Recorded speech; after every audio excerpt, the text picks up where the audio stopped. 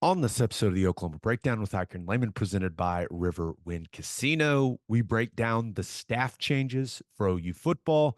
Then we dive into the 5+7 model for the college football playoff and what the future of the playoff could look like. And we give you our winners and losers of the week. Please download and subscribe to the podcast, rate it 5 stars, and write us a good review.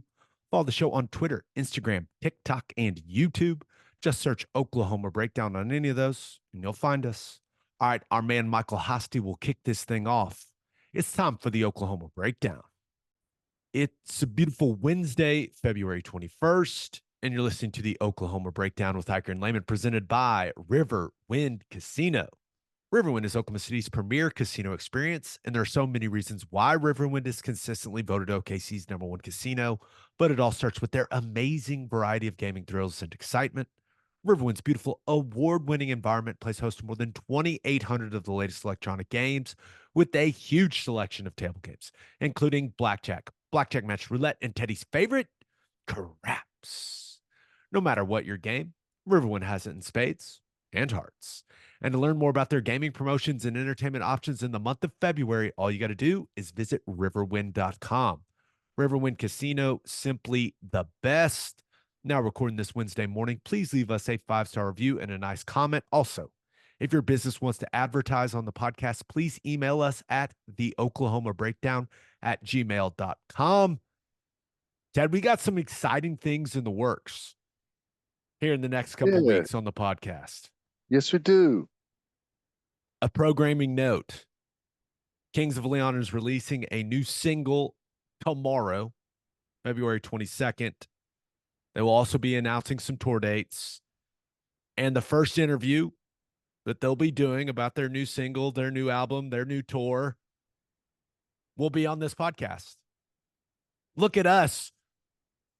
Football guys talking music, Ted. No big deal. The #1 music podcast in the country right now, or soon to be. We'll put that Day, maybe. out. Yeah, we'll put that out tomorrow night on YouTube, and then we will have that interview as part of the Sunday episode as well. So very fired up to have Jared and Caleb Followill on the podcast. Going to be so much fun. But as always, let's start with the OU football stuff. Staff changes, more staff changes. Mm-hmm. Already have a new offense coordinator, already have a new defensive coordinator. And now, per Matt Zenitz, OU's director of player personnel and recruiting, J.R. Sandlin, is leaving Oklahoma to be the general manager and an assistant AD at SMU. Ted, it looks like we're going to have to find someone else to talk to on the bus rides on away games. Dang it. Yeah, yeah, that was. I don't know. I guess stuff like this is never really a shock, but um, I didn't know that was coming. But I think that he's clearly done some good things. It's hard to know, like, who do you necessarily attribute different things to up there. I think it's all one group that has worked pretty well together. We've recruited well as a staff over the last couple of years, and I think that's going to continue. Not to take anything away from what he had done at OU, but I think we're going to continue to recruit really well. I'm not worried about it. Now, J.R. Sandlin, he did some nice things when it came to organizing some of the things that they were doing, when it came to the evaluation process and how they were building their recruiting board. I was able to go in there with him and see how they organized everything, how they prioritize certain guys, what certain guys get at a certain priority level as far as the recruiting materials that they send them. It was impressive stuff. I thought he did a nice job of connecting recruits, getting them in a group text, things like that. Also, I heard multiple recruits say that they really appreciated that he kept them informed. He was very good at checking in when he could, knowing the rules surrounding all of that stuff. But with that all being said, I got all the confidence in the world in Drew Hill and Curtis Lofton to handle the personnel and management duties for Oklahoma football. Now, I'll miss having JR around because he was a fun guy to talk to. Mm-hmm. He really was. You could sit down and talk to that guy for a long, long time, whether it was a flight, bus ride. Somehow he always ended up next to you, Ted. I think he liked you. Well, yeah, talked a lot of ball with him, and I think he'll do some good stuff at SMU. But I'm with you. I got all the confidence in the world in Drew Hill and Curtis Lofton. I think, just from some of the conversations that I've had, and not just recently, really since he started there, I think Curtis Lofton is perfect for the role. Perfect. No doubt. Now, there are some reports out there that Curtis is set to be the general manager for Oklahoma football. I can tell you that he is not the general manager yet. However, he did meet with Joe Harris on Tuesday, and the expectation is that he will be elevated to some new position. Not sure if that will be labeled general manager or assistant general manager, or if they come up with some fancier title than that. But I can tell you this, that he is going to be serving a massively important role for Oklahoma football. And I think he's built for it. Man, I think he's the perfect guy for the job, just like you said. Yep. Totally agree. I mean, he's so well positioned because he's a cool dude. He has the players' respect. He was an unbelievable player at Oklahoma, was an unbelievable player in the NFL, young enough to be able to, to relate to the guys, the recruits, the guys on staff, or the guys on roster, transfer portal guys, whatever. But at the same time, like he knows the game. He knows who can play. He has an eye for athletes. He speaks Brent Venables' language. He played for Brent Venables. And what I think is the most important aspect of it is, and I don't know, it's just my feeling of it. You have some people that are, very aspirational and want to climb the ladder and want to, turn whatever they're doing now into something huge. And I don't think that that's Curtis at all. So what I'm saying is, you can often have people in positions like this is, what's best for me to get elevated to the next spot. And you kind of get yes men whenever something like that happens. Curtis is not a yes man. No. He will tell you exactly what he thinks. And, he could go do something else tomorrow if he wanted to, or do nothing tomorrow if he wanted to. So the fact that he's doing this means he wants this spot. And I think it's just good all the way around. He is going to tell the head guy what he thinks without anything being sugar-coated, whether it's what he thinks he wants to hear or not. And I think that's what you have to have in a successful program. He is not a guy that is shy with his opinions. And that's the type of guy I think works best with BV. Mm-hmm.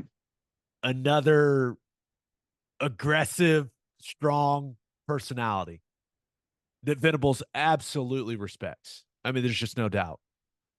So when you look at what Curtis has been doing with the Soul Mission stuff, but also I know that he's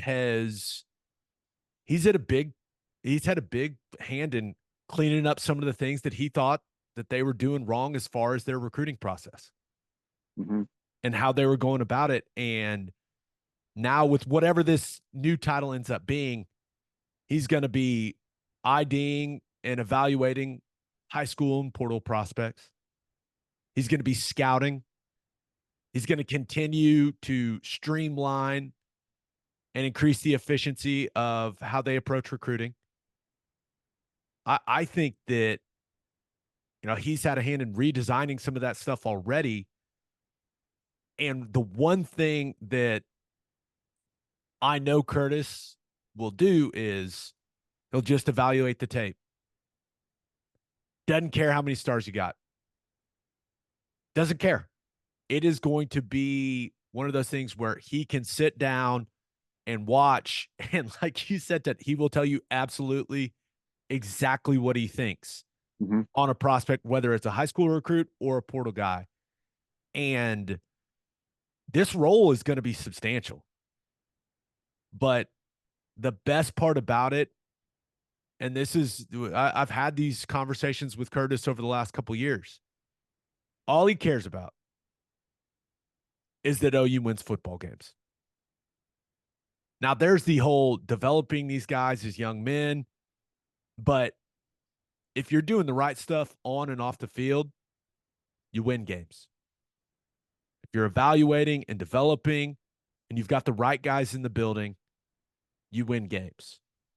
And I can tell you that the number one thing that matters to Curtis Lofton when it comes to OU football is that they win football games moving forward. So this is a guy that was extremely highly recruited. He was an All-American in college. He was a second-round pick. Had an extremely successful NFL career. And I think he can talk to players differently than a lot of other guys could. Right? Yep. Curtis Lofton can approach players differently, and the players will approach him differently than they did J.R. Sandlin. It's just the truth. Because there's that built-in respect. Like, oh, that guy was a bad dude on the football field, and he went where I want to get. I'm really, really excited for him. I think he's going to be great at this. I am too. And, whenever he started, when Coach Venables came and he started there, it was just I'm going to get a little part-time deal. I'm not going to spend a whole lot of time up there. I've got the other things I want to do. And slowly Venables just reeled him in. And I think that, obviously he's enjoyed it. I think he's had a big impact on the program, and, stepping into a spot like this, he can have an even bigger impact on the program. And I cannot endorse this any more than I am right now, at 100% behind it. I think it's going to be fantastic. It's something we've been pushing for. Yeah. And it's going to be it will be, I do not think that, and I'm not saying that this has happened there before. It's just Curtis, one of the best ways to negotiate is whenever you're willing to say no. And I think Curtis Lofton is the perfect guy to say, no, thank you, and hang the phone up. And you're surprised what happens whenever, you have conviction in doing that, in saying no. So I don't know. I think he's just going to be fantastic. I think it feels like OU continuing to work towards what I would call the NFL model. General manager, assistant general manager, director of player personnel, and those people are crucial because the coaches only have so much time.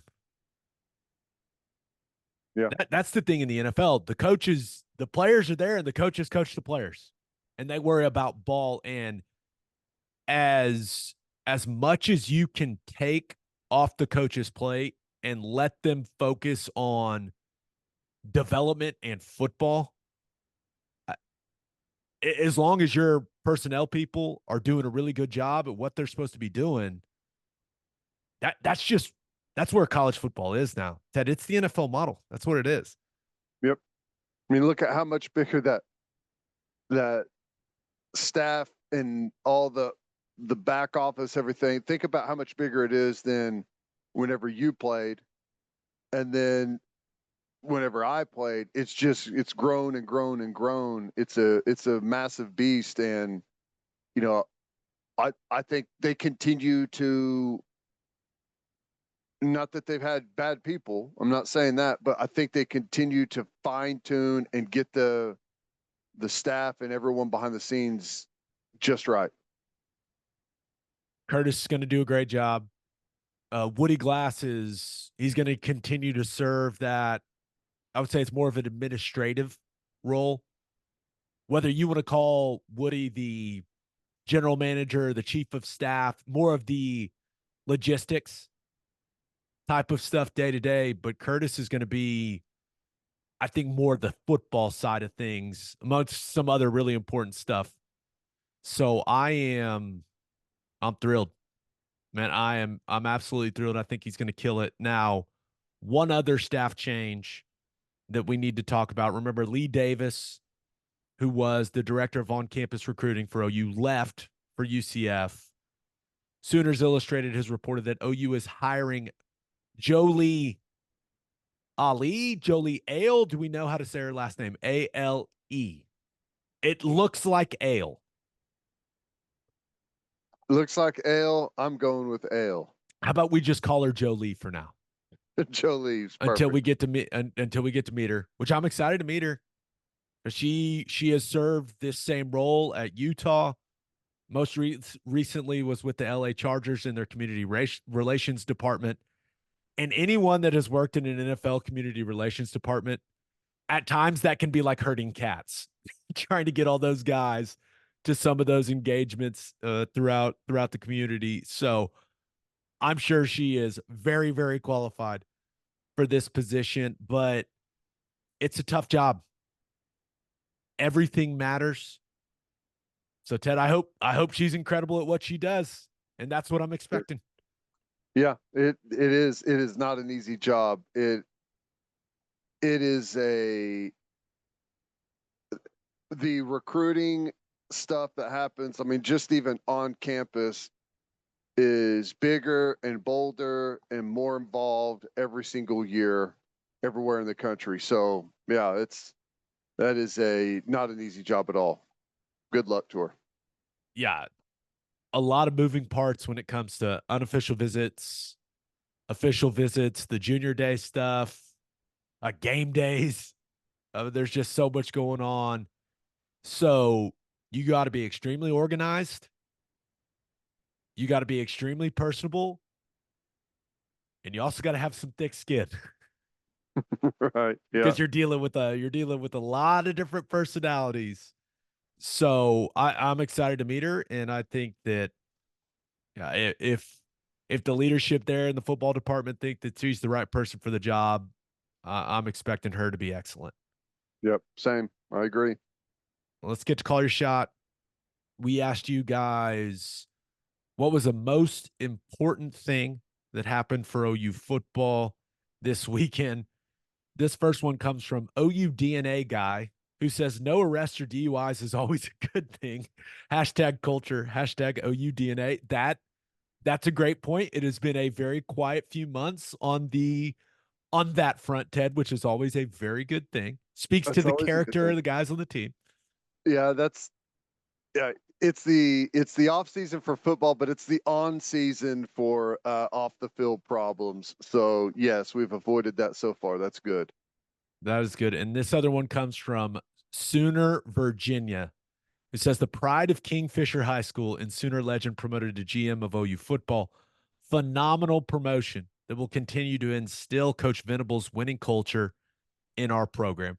Look at this picture he attached. Look at a young Curtis Lofton going in the Dang, Kingfisher jersey. My goodness. I like it. That's another piece of it that I really hadn't thought about until now is Venables and this staff. It's clear they have made a greater effort to have a bigger presence here in the state of Oklahoma when it comes to just the schools they're going and visiting, but The number of guys that they're bringing in, having Curtis be a guy that played at Kingfisher and was an Oklahoma guy. I mean, that just allows him to relate some of these guys even more. I mean, he can Yeah. relate to any recruit because he was super highly recruited, awesome player, NFL, the whole thing. But him being able to have that experience of what it feels like to be an Oklahoma kid and then go play at OU and everything that comes with it, that's extremely valuable as well. Yeah. And it's valuable not just in being able to relate. It's valuable for him. It's a different perspective that quality players can come from every nook and cranny of every state. It doesn't matter how big the school is, doesn't matter. There's a lot of factors. And I think you can carry some bias maybe against small town players that maybe aren't going up against the best of competition, but since he lived that, he won't carry that bias. And I think that's a good thing. I do too. All right, let's talk some college football playoff in the college football roundup coming up next. But first, Love's Travel Stops is now offering a nationwide 10-cent per gallon discount on gas and auto diesel. Just download the Love's Connect app and scan your barcode at the prompt on screen and watch that price drop 10 cents per gallon. Across the country, the Love's Connect app unlocks exclusive deals that can help any traveler plan their route or meal on the highway. So before you hit the road, be sure to download the Love's Connect app to save 10 cents per gallon and experience the country's best highway hospitality at Love's Travel Stops. Love's also has you covered if you forget your phone charger or headphones with their expanded mobile to go zone. And of course, don't forget to grab yourself some of that delicious Java Amore. And celebrate with a Schooner All-American Ale, the official craft beer of OU Athletics from Coop Ale Works. Named after the iconic Sooner schooner that races across Owen Field after an OU score, you can join in on the celebration with an ice-cold beer from Coop Ale Works. You can enjoy it at the Palace on the Prairie, at OU athletic events, at the bar, at the tailgate, and in the comfort of your own home. For more information on Schooner All-American Ale, visit schoonerale.com. Must be 21 to purchase. Please drink responsibly. Schooner All-American Ale, the taste of game day. And Simple Modern is an Oklahoma-owned company founded by former Sooners. Their mission statement is, "We exist to give generously," and they've given millions away in product and donations to nonprofits all over the state and all over the country. Simple Modern is a great company with a great mission, and their products are also the perfect swag for any small business owner. You can customize tumblers, water bottles, and coffee mugs to give to current or potential customers. They will love the quality and how trendy they are. Check them out at simplemodern.com. College football roundup. College football playoff changes. The CFP Board of Managers officially changed the format of the 12-team playoff in 2024 and 2025 to a 5+7 model, meaning the 12-team playoff will consist of the 5 highest-ranked conference champions and then 7 at-large bids. Ted, how you feeling about it? I like it. I like it. It's college football is weird. There is no perfect symmetrical way to do things like the NFL, where you've got, the NFC, AFC divisions and all of that. Everyone plays a mixed schedule that's almost equal across the board. No way to do that in college football. This isn't perfect, but it's far better than what we've had previously. 12 teams, I think, is awesome. What I don't know and what I'm most interested in is, like, what does this, like, when we had the 14 playoff, it really changed what it means to be a successful program, right? Right. Like previously you had your BCS bowls. So what you had 10 teams or so every year that were in the BCS bowls in the national championship, right? Is that right? 10 or was it 12? So if you made a BCS bowl, that was a big deal. And then we go to the playoff era, and now all of a sudden you're down to 4 teams. You didn't make, I mean, you could still make a New Year's Six and be successful, but you weren't a part of really that top tier. Now it's going to be back to 12. And I'm curious to see kind of what that does for what it means to be a successful program, what it does for scheduling, for non-conference stuff. I mean, I've got a lot of questions, but I'm really excited about it. Yeah, there are going to be unintended consequences with this. Mm-hmm. And remember, this is only for the next 2 years. And we'll get to it. I think the format is likely to change again with the power that the SEC and the Big Ten hold now. But just looking at the next 2 years for OU in any program of that caliber, I do think it's going to be viewed as a failure if you don't make the 12-team playoff, which seems about right. Because if you're Oklahoma, your expectation is to play for a conference title and to go to the playoff. So I know that it's a new league. I know that there's going to be a bit of an adjustment period, but yeah, there's 12 spots. And I really think it's more than fair to say, hey, if you don't get one of those 12 spots, that's below the standard. Am I viewing it wrong? Because that's just kind of how I feel when you look at these next couple seasons for Oklahoma. My expectation is get into the 12-team playoff. Here's what I think is interesting. What does the 12-team playoff make a conference championship game meaningless? I mean, it's not always because you're going to have your automatic tie-ins, but I mean, for the SEC, rarely are you going to have an SEC championship game where the two teams aren't going to be in the 12-team playoff. Does that make sense? I would go as far as saying you will never have an SEC championship game where both teams aren't going to the playoff. Yeah. I guess it matters for seeding. That's the only thing is I want it to matter. I don't want it to become a talking point that why are we playing this extra game? You know what I'm saying?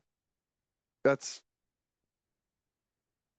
the seeding, and that's where it's interesting. If it were up to me, looking at the next 2 years of the college football playoff, the top 4 teams should get a bye. Just the top 4 teams, not the top 4 conference champions. Just who do we think are the best 4 teams? But if the SEC championship game was number 1 Georgia versus number 2 Alabama, then the loser would still get a bye, most likely. Now, I also think that the way that we view a successful season from a record standpoint is going to change with how the Big Ten and the SEC have consolidated, some of the biggest brands in the sport. Yeah. I agree. I don't think that we're going to have a bunch of teams ripping off undefeated seasons. Now, maybe I'm wrong, but I think it's going to have more of an NFL feel to it from a record standpoint and what is deemed as successful. But it just feels like this format that we'll have over the next 2 years. And remember, it originally got held up because of the Pac-12. They wanted some assurances. They don't have enough teams to qualify for an automatic bid. So I guess creating the extra at-large bid in the 5+7 model is a win for Oregon State and Washington State. But I don't know, man. I just feel like we're going to have this format for 2 seasons, and then it's going to change again. Whether it's how the automatic qualifiers are handled or the size of the playoff, the SEC I feel like the SEC and Big Ten agreed to this with the understanding that, hey, we have all the power moving forward, and you're going to have to negotiate with us. You remember they've formed their little advisory partnership. I just can't imagine that the SEC and the Big Ten are going to agree to this format, this 5+7 moving forward. I don't see it at all, man. Yeah. Well, I I don't mind the buy situation. That's fine. Um, but one of the things I think is dumb is that if you like, let's say Georgia continues their run of dominance. Under this scenario, Georgia will never get to host a home playoff game. You know, the coolest thing about the playoff for me is playoff games at campus stadiums. Like, we've never seen anything like that before. It is so to think about hosting OU hosting Notre Dame for a playoff game, or going to wherever, Penn State for a play. Like, that is the coolest part of the whole deal. And you wipe a big section of that off whenever you enter in to the bowl stuff. I think it's stupid. And I love bowl games.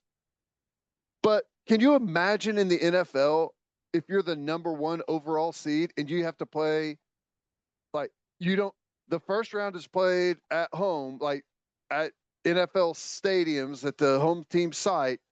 And then whenever you enter the dance, you got to play at a neutral site. That's stupid. Completely agree. I don't know how you marry that with the bowl stuff, though. It's simple. You don't. You stop letting some of these bowls control the sport. You have the bowl game at the site, I guess, right? At the Georgia Stadium, Yeah. I guess. Yeah, you can have the Rose Bowl committee can handle the organization of the game and do some events around it. I don't know what the answer is, but I'm with you. I think the first 2 rounds should be at home stadiums. That way you get the bye and then you get your home game. Mm-hmm. That's how it works in a perfect world for me. But there's a big meeting today in Dallas. They may have the 5+7 format figured out for the next couple of years, but there's still a lot to figure out for the college football playoff after that. And they still have to figure out what the format's going to be, including automatic qualifiers and the size of the playoff. They got to figure out the revenue distribution for the college football playoff. And did you see what the MAC commissioner said? That letter he sent out? Mm-hmm. That despite some of the reporting about ESPN agreeing to a 6-year extension to exclusively carry the CFP Board of Managers has not reviewed any type of documentation for a new TV deal for the college football playoff. Now, that doesn't mean that it's not happening. And The Athletic actually doubled down and said that ESPN has agreed to terms for that 6-year extension with the company that reps the college football playoff, but it hasn't been seen or voted on yet. So they got to figure that out, Ted. And that's the TV deal is the most important piece of this entire thing. Yeah. But right now, according to The Athletic, the Power 5, they split about 80% of the CFP revenue. Here's the quote right here. Each conference receives roughly the same share regardless of its appearance or performance in the postseason. There's just no way the SEC and Big Ten will be down for that moving forward. No. So I don't know if you give those 2 conferences a guaranteed percentage of the revenue. Do you make the percentage of revenue based on how many teams you get in the playoff? I don't know, but I know that Sankey and Petiti are going to be asking for a lot. And I'm sure there's going to be details that come out about that meeting that's taking place right now. And they're going to ask for things that are going to make a lot of other people in the room uncomfortable, I'm sure. Well, I you have to be rewarded for success. You know, I understand the revenue sharing model and all of that. I think it sucks in college football because there are teams and there are conferences that contribute very little to the overall, the massive product. And the fact that they would like have some type of equal share is, to me, that would be a very hard pill to swallow for the SEC and the Big Ten and the guys that those teams draw the massive ratings. That's where the bulk of the revenue is coming from. Yeah, and I kind of to lend what you're saying. And that was your big deal with OU in the Big 12. You always felt like there were a lot of teams in the Big 12 that were cashing checks off OU's Yep. success. Well, look what's happened since the announcement OU and Texas to the SEC. Everyone had to get their shit together, right? And they started spending money on their programs and actually investing some resources. But I saw this from Ross Dellinger. If you look at how the conferences are constructed now and you apply the 5+7 model to the last decade of the college football playoff, the SEC and the Big Ten would have accounted for 73 of 120 spots in the college football playoff. 61%. It's crazy. So with Petiti and Sankey being armed with that knowledge, there's just no doubt that they're going to ask for more guaranteed spots, or they're just going to want it to be the top 12 teams, or maybe you expand to 16 and you give the Big Ten and SEC 4 spots each. I don't know. Would guaranteeing them half the field, would that be sufficient? I don't know. But when you look at that number, 61%, you got to imagine that the Big Ten and SEC are going, we're going to get ours here, guys. And if you're the Big 12, you're the ACC, you really, I mean, what can you say? Yeah, and if you think about like the SEC in particular, you've had Alabama, Georgia, LSU. Who else from the SEC has made it? Is it just those 3 teams have made the playoff? Is there someone I'm missing off the top of my head? I'm sure we're forgetting someone. But like you've got the ACC has only had Clemson make it, right? It's crazy that you have. Well, Florida State made it early, right? No. They won their championship the year before. It started. That was the Jameis year. Or maybe it's 2 years before. They won in 13, I think. And then the first year was 14. Ohio State, Alabama, that group. But anyways, the point is you've had a very small group of teams carry the bulk of the load, even for, the conferences that have made it a bunch. Yeah. I don't know if that's going to change at all moving forward, but that's just should. How when you marry that with what's been going on in the transfer portal, it should flatten out the top a little bit. Right? Not a lot, but it should flatten out the top a little bit to where you're not as top heavy as you've been in college football. At least that's a hope. I mean, I think is that what we want? Is that better for everyone? I mean, I know we like the best of the best and watching the best of the best, but I don't think it's bad if you add a few more teams to the mix to be able to go in and compete for a championship. I completely agree. I just want to see home playoff games. I just think that's going to be awesome. Give me That's as the many of best those part as about possible. it. As many as you want to give me. Should be I would do the exact same as a neutral championship. Other than that, home sites. Any other college football playoff thoughts before we move on? I don't think so. How do you feel? How do you feel about the format for OU? Is it? And remember, this is just a 2-year snapshot. I think we all want Oklahoma to go in there and start winning SEC titles. One of my initial reactions when I saw the format is that it may be easier for OU to win the national title than to win the SEC title. Yeah. I Yeah. I just like we talked about, it may be easier to win the national championship in basketball than it is to win the Big 12 championship. You know, it's yeah. I think there could be a lot of truth to that, and it's so hard to it's hard to wrap my head around it, because if we were in the Big 12, I would be saying this is great. We should be a lock to make the playoff every single year.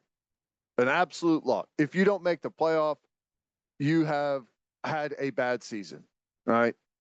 But in the SEC, I'm not as sure like what exactly that looks like. Are we going to see 3 teams from the SEC every year? Are we going to see 4? I don't know, since we're entering a whole new landscape. Just for the lay of the land, it's hard to get your head around where we're going to fall in year 1. And then you add the 12-team playoff to the mix. I don't know. Big 12, I'd be kicking back in the recliner. Yeah, I don't know what is best for the Big 12 in the ACC these next couple years.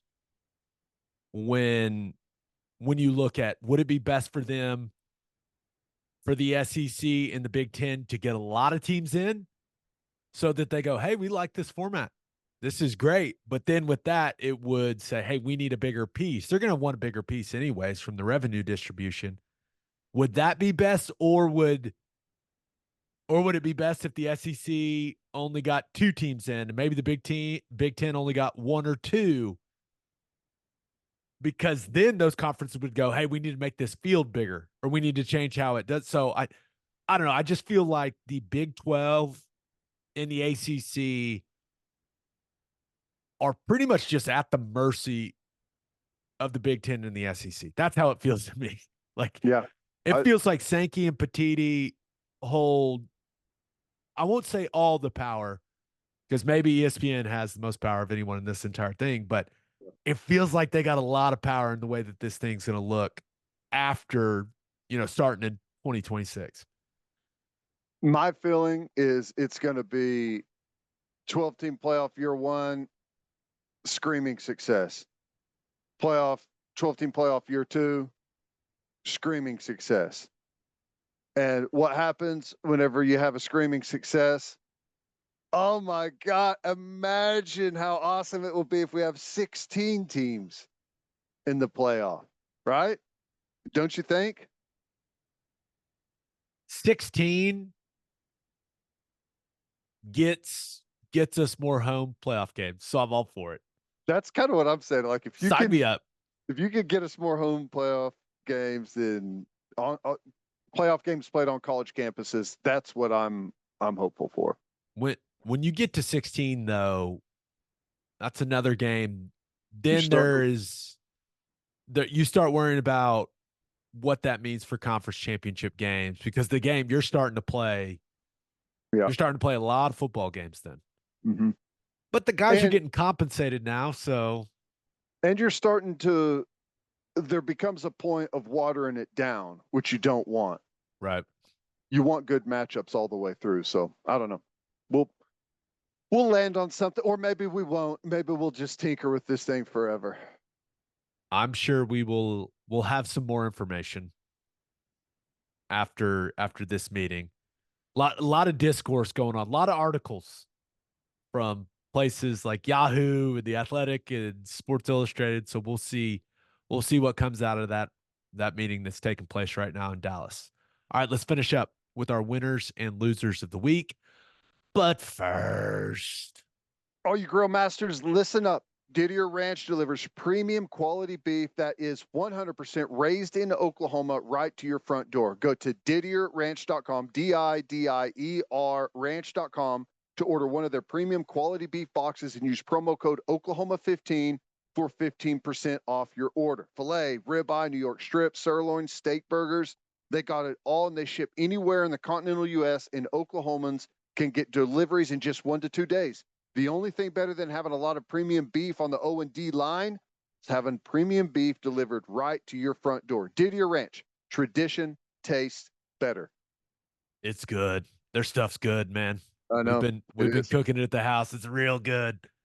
And head to the garage for hand smashed patties, butter toasted buns, and ice cold beer. It's the perfect spot to watch any big game, and with all the garage locations being open to 10 p.m. or later every night, it's the go-to late night spot. Visit eatatthegarage.com to find a location near you and order online from the garage in your neighborhood. As always, Ted, kick us off. Who do you have as your winner of the week? Baker Mayfield. Now, it looked and felt like as the playoffs were going on and came to an end and they capped off a really nice season that it was just going to be a Tampa Bay negotiation, extend him, and off we go. Has it really taken shape like that? Which, if you kind of think about it, where Baker Mayfield was and like where they brought him in, he may have screwed up their plans to tank and draft a franchise type quarterback high in the draft, right? So they're kind of in a weird spot.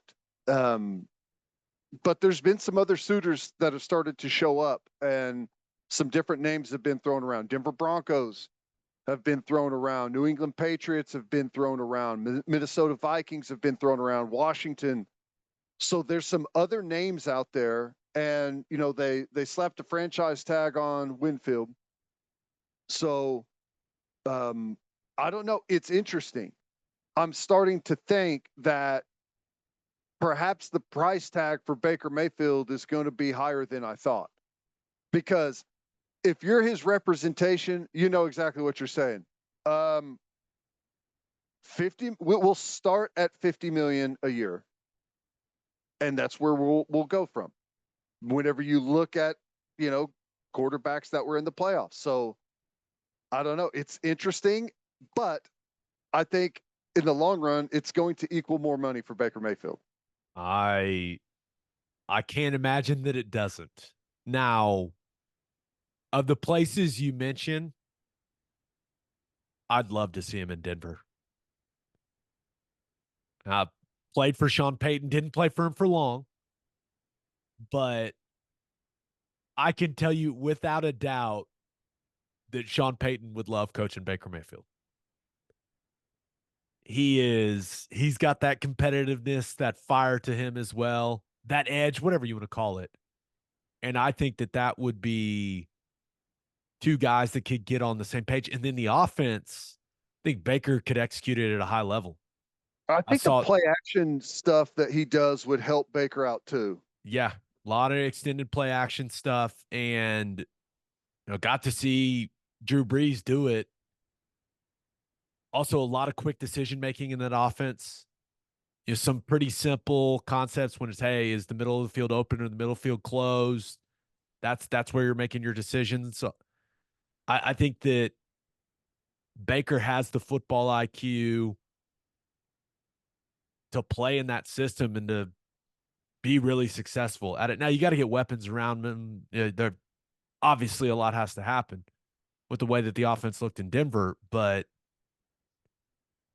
that would be sweet for me. I still remember quite a bit of that offense, and I think that Baker could operate that thing at a high level. And I would just love to see the dynamic between those two personalities. That would be entertaining. And I'm just here to be entertained. man. And They'd either love each other or hate each other. I And what do you think? I think I think Sean Payton probably has a lot of respect for Baker because they're cut from a similar cloth attitude wise. And I mean, I'm not comparing him, but there's some similarities to Drew Brees, just kind Just of the path and everything. Like, got some things working against you. and he certainly has the arm strength.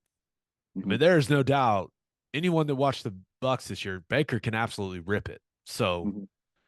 he can make every throw that Sean would want him to make in that offense. You go back and think when Drew Brees' arm was a little more live and how they were pushing it down the field with some of that Mm-hmm. extended play action stuff, and then how it developed over time, more the short and intermediate passing game, the quick decision making from Brees. I think Baker would fit in that offense really, really well. Yeah, I wouldn't mind it, and I think that regionality matters. And Denver, the Broncos, like Oklahoma's kind of split into thirds a little bit with Kansas City, Denver, and Dallas fans. And then you've got your mixed bag in there. But, some of that stuff does matter for teams whenever you can bring in a guy that grabs a part of your market area. Yeah. And he's just Fun, marketable. he's just fun. He's extremely marketable. Whether you like him or you don't. Russell Wilson. Yeah. Yeah. He's certainly a big change from Russell Wilson. All right. Who do you have as your loser of the week? I had to go with OU baseball. That damn Dallas Baptist. Gabe. You called it. I'm telling you, it's crazy. They've got a really good program, but it's not all bad. They gave up the grand slam, I think, in the seventh. The game was tied 7-7.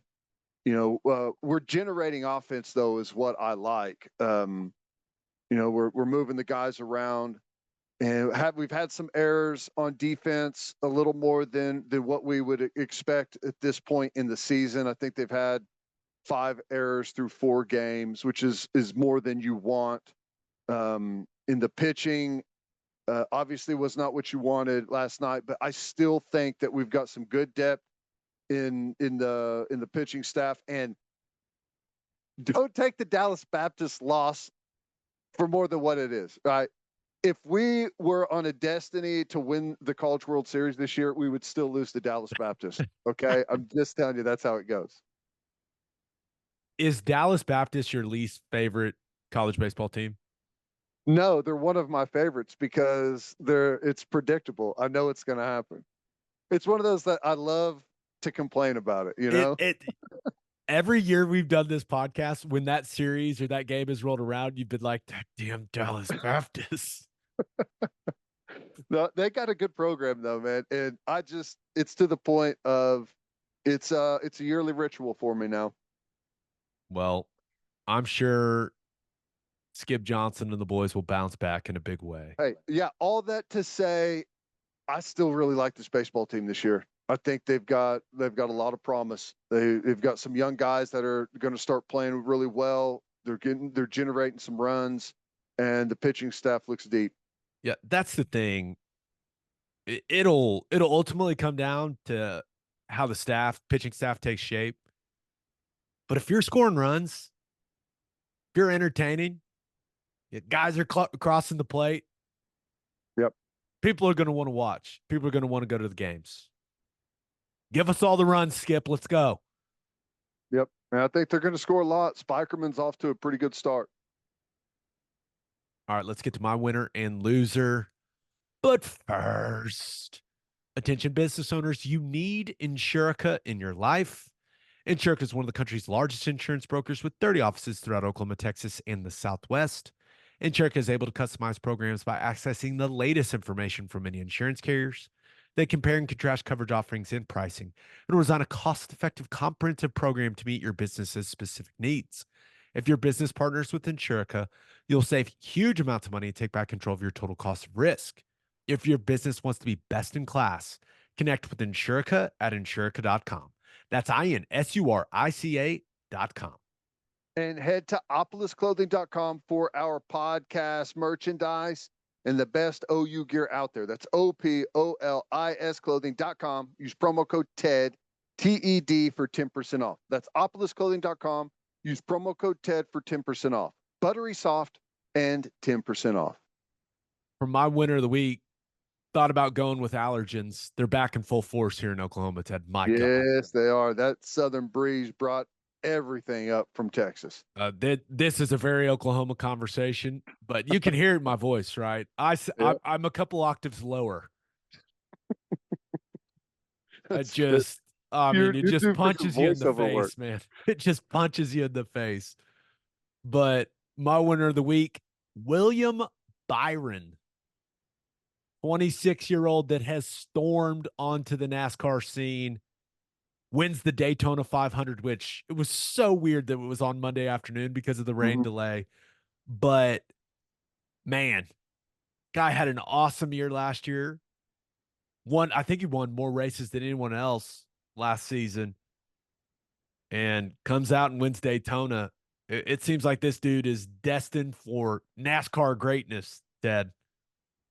Well, I'm Yeah, down with people, that. I watch NASCAR. What's up?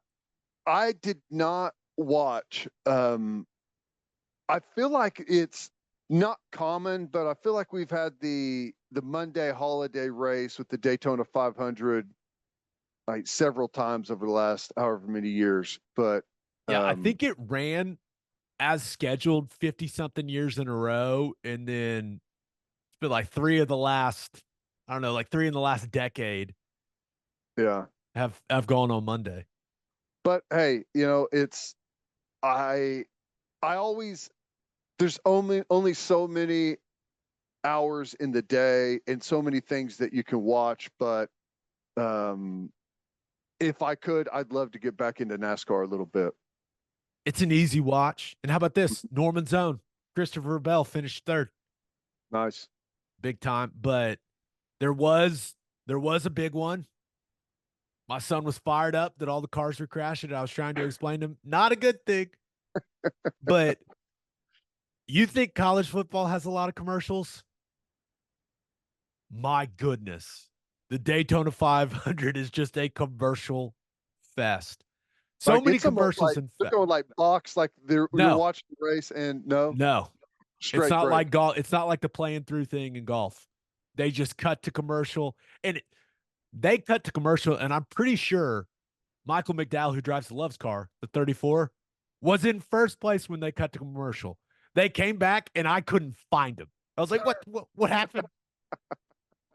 Something went wrong with the car. He wasn't, he wasn't getting the type of speed he needed to be competitive. But it was one of those things where the commercial happened, and I had no idea what was going on with McDowell. But there were so many commercials at one point that my 2-year-old turned to me and goes, "Where are all the commercials coming from?" And if a 2-year-old notices, then you know you got too many commercials. It was insane, man. Oh, that's funny. That's funny. Well, that's a big time win. Congratulations to Mr. Byron. Yeah, big time. Guy got his start. I say his start, but an iRacing legend as a kid, from what I understand.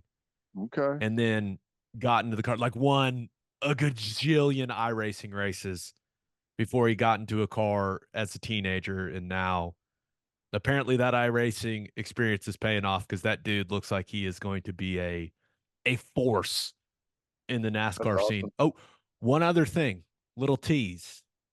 It kind of applies to NASCAR. Do you think that a lot of NASCAR fans are also PBR fans? There's probably a good crossover there on that Venn diagram. Yeah. Yeah. Yeah, probably. Yeah, that decent crossover. Some exciting PBR news for the state of Oklahoma coming over the next couple of weeks. That's all I can say. Oh, yeah. I feel like I heard something about that also. Yeah. So keep your eyes peeled, people. If you are a professional bull riding fan, some exciting news coming for PBR in Oklahoma, especially, more specifically Oklahoma City. So Get prepared. Get excited. You jumping on a bull as a promotional thing? Hell no. Those guys are nuts. I Have you know it. watched that Amazon Prime show? Uh, no, I have not. It's about PBR teams. You should check it out. Those guys are insane. It's different, man. It's Oh my different. gosh. Those dudes are built different. My loser of the week. Thought about going with the special teams ace, Ted.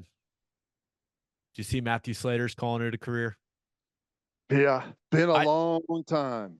16 seasons all in New England. Was a captain there for 13 straight seasons. Made 10 Pro Bowls as a special teamer. I've seen Belichick on multiple occasions call him the best core special teamer of all time. I'm not sure we're going to see a guy like this ever again with how the rules have changed. Man, No, he may be the last core special teamer that was kind of a star for the team. mm-hmm. Yeah, there's been some guys over the years that were really good. Brendan Iambadeo was really good. You had some guys before that. Who was the guy that the Patriots had? Larry. Oh gosh, I can't think of it. But they had another one like early in their run at New England as well. There's been some guys that have done some really good things in special teams, but it's just like getting slowly chiseled out of the game. Congrats on an amazing career, Slater. Every guy that I know that played with him in New England says he's the best dude ever. So Yeah. awesome career. Now, my loser of the week. Get prepared. It's story time, people. Little parenting story here.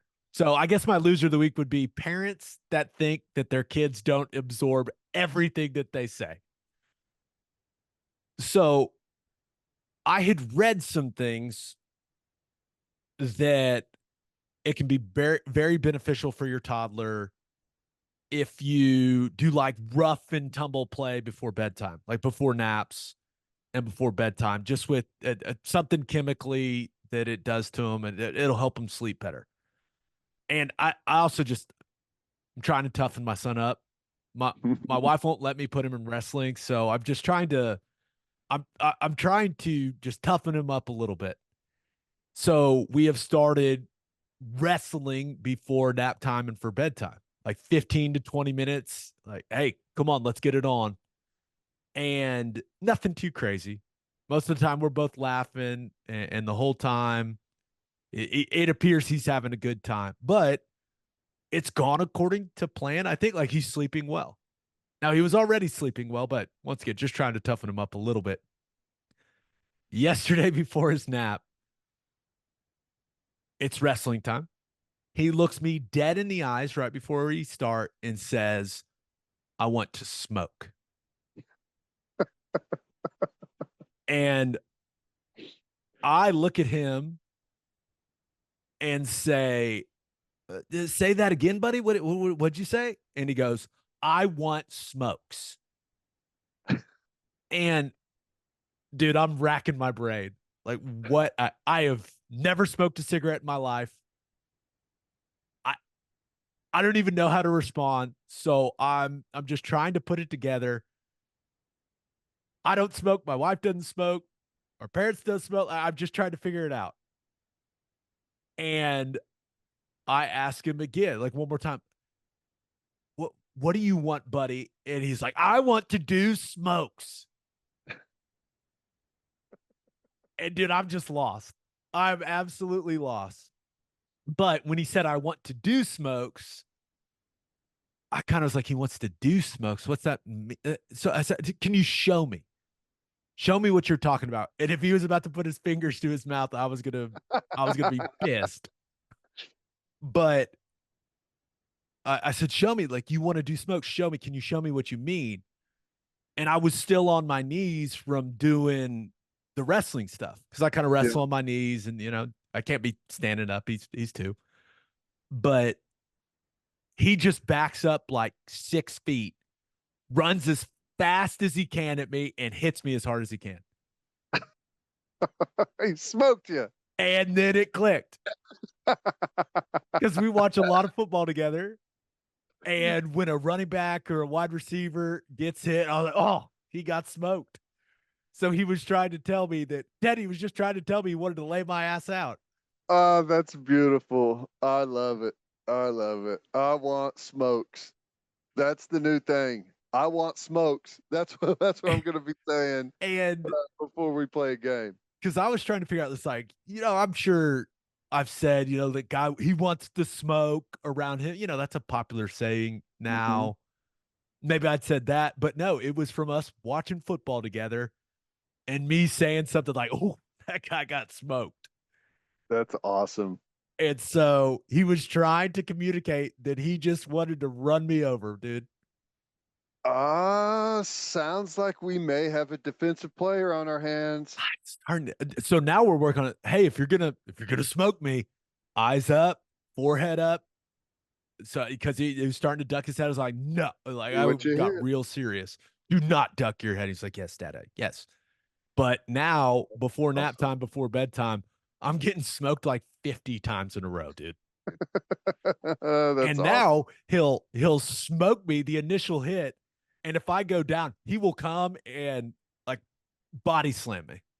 Yeah. Tell him that's all good as long as you're not playing quarterback. That's 15 yarder if you're quarterback. Well, then I ask him what position he wants to play, and he says quarterback every time. So I think he's just a little confused. But dude, you would have if you would have seen my face when he said I want smokes. I That's beautiful. almost I but we figured it out. We're good. I love it. I love it. On that note, episode 398 in the books. Reminder, Jared Followill and Caleb Followill from Kings of Leon will be on Sunday's episode talking about their new album. Also, we'll probably put that up early on YouTube, so make sure you are subscribed to our YouTube channel. Appreciate you guys listening. Thank you. You're the best. And until next time, do what you always do, Oklahoma. Take care of each other.